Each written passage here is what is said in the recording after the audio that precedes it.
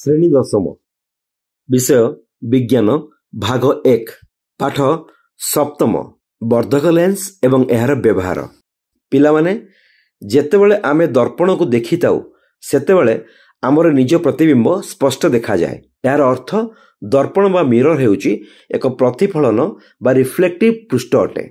German ବୈଜ୍ଞାନିକ justice Van ଲିବିକ୍ କାଚର ଗୋଟିଏ ସାଧାରଣ ଖଣ୍ଡର ସମତଳ ପୃଷ୍ଠ ବା ପ୍ଲେନ୍ ସର୍ଫେସ୍ରେ ରୂପାର ଲେପ ଲଗାଇ ଏକ ଦର୍ପଣ ସୃଷ୍ଟି କରିଥିଲେ।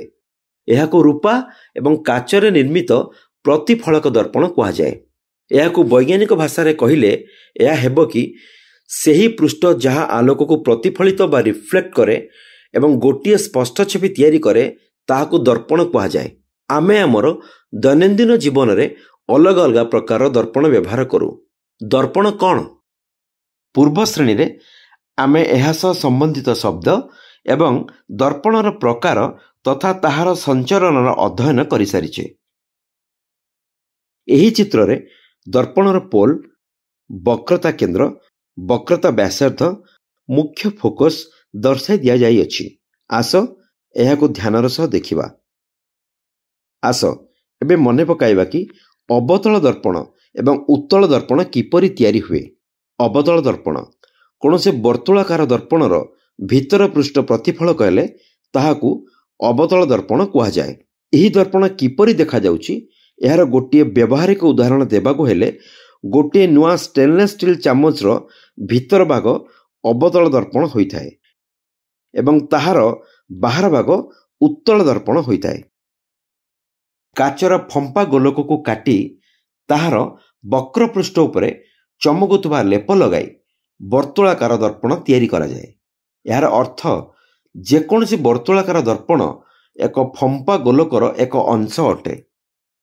ଉତ୍ତଳ ଦର୍ପଣ କୌଣସି ବର୍ତ୍ତୁଳାକାର ଦର୍ପଣର ବାହାର ପୃଷ୍ଠ ପ୍ରତିଫଳକ ହେଲେ ତାହାକୁ ଉତ୍ତଳ ଦର୍ପଣ କୁହାଯାଏ। ଏହାର ଭିତର ପୃଷ୍ଠରେ ପତଳା ପ୍ରତିଫଳକ ଲେପ ଦେଇ ଆଉ ଲେପର ସୁରକ୍ଷା ପାଇଁ ଲାଲ ରଙ୍ଗ ଲଗାଇ ଗୋଟିଏ ଉତ୍ତଳ ଦର୍ପଣ ତିଆରି କରାଯାଇପାରେ। ପିଲାମାନେ, ଏବେ କୁହ ଆମେ ଉତ୍ତଳ ଓ ଅବତଳ ଦର୍ପଣର ବ୍ୟବହାର କେଉଁଠି କରୁ?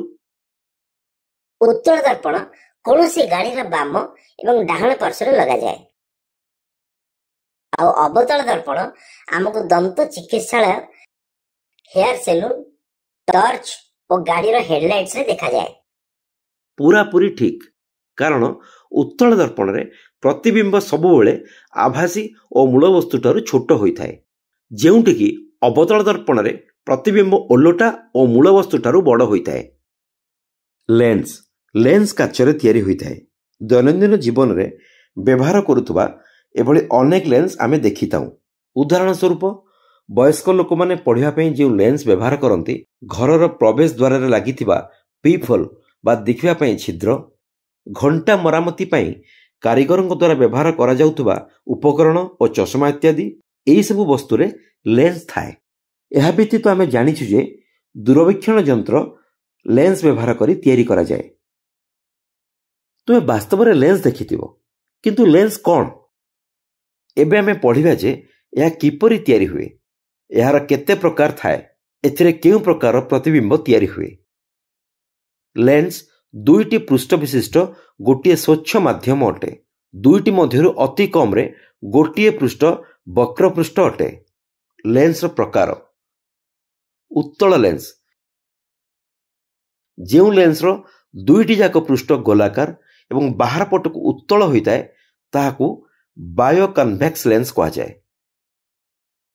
ଏହି ଚିତ୍ରରେ ଯେପରି ଦେଖାଯାଇଅଛି, ଯେଉଁ ଉତ୍ତଳ ଲେନ୍ସର ଗୋଟିଏ ପୃଷ୍ଠ ସମତଳ ଏବଂ ଅନ୍ୟ ପୃଷ୍ଠଟି ବକ୍ରତଳ ବା ବକ୍ରାକାର ହୋଇଥାଏ ତାହାକୁ ସମତଳ ଉତ୍ତଳ ଲେନ୍ସ ବା ପ୍ଲାନୋ କନଭେକ୍ସ ଲେନ୍ସ ବୋଲି କୁହାଯାଏ। ଉତ୍ତଳ ଲେନ୍ସ ଦୁଇ ମୁଣ୍ଡ ତୁଳନାରେ ମଝିରେ ଅଧିକ ମୋଟା ହୋଇଥାଏ। ଏହା ଗୋଟିଏ ଉତ୍ତଳ ଲେନ୍ସ ବା କନଭର୍ଜିଂ ଲେନ୍ସ ଅଟେ। ଏମିତି ବି ଅବତଳ ଉତ୍ତଳ ଲେନ୍ସ ପଜେଟିଭ ମେନିସ୍କସ୍ ଲେନ୍ସର ଗୋଟିଏ ପୃଷ୍ଠ ଅବତଳ ଏବଂ ଅନ୍ୟ ପୃଷ୍ଠଟି ଉତ୍ତଳ ଥାଏ, ଆଉ ଏହାର ବ୍ୟବହାର ଉତ୍ତଳ ଲେନ୍ସ ଭଳି ହୋଇଥାଏ। ଅବତଳ ଲେନ୍ସ, ଯେଉଁ ଲେନ୍ସର ଦୁଇଟି ଯାକ ପୃଷ୍ଠ ଭିତର ପାଖରୁ ବର୍ତ୍ତୁଳ ଥାଏ, ସେ ଲେନ୍ସକୁ ବାଇକନକେଭ୍ ଲେନ୍ସ ବା ଡବଲ କନକେଭ୍ ଲେନ୍ସ କୁହାଯାଏ। ଯେଉଁ ଅବତଳ ଲେନ୍ସର ଗୋଟିଏ ପୃଷ୍ଠ ସମତଳ ଏବଂ ଅନ୍ୟ ପୃଷ୍ଠଟି ବର୍ତ୍ତୁଳାକାର ତାହାକୁ ସମତଳ ଅବତଳ ବା ପ୍ଲାନୋ କନକେଭ୍ ଲେନ୍ସ କୁହାଯାଏ। ଚିତ୍ରରେ ଦେଖାଯାଇଥିବା ଭଳି ଗୋଟିଏ ଅବତଳ ଲେନ୍ସର ମଧ୍ୟଭାଗର ତୁଳନାରେ ଧାରଗୁଡ଼ିକ ଅଧିକ ମୋଟା ଥାଏ। ଏହା ଗୋଟିଏ ଅବତଳ ଲେନ୍ସ ବା ଡାଇଭର୍ଜିଂ ଲେନ୍ସ ଅଟେ।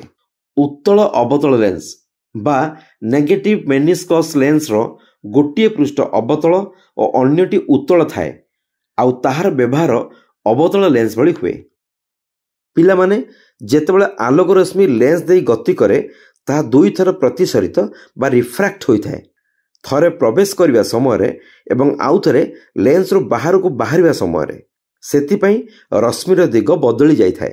ଅଧିକାଂଶ ଲେନ୍ସରେ ଦୁଇଟି ବକ୍ରପୃଷ୍ଠ ଥାଏ। ସେଥିରୁ ପ୍ରତ୍ୟେକ ପୃଷ୍ଠ ପୂରା ଗୋଲକର ଗୋଟିଏ ଅଂଶ ଅଟେ।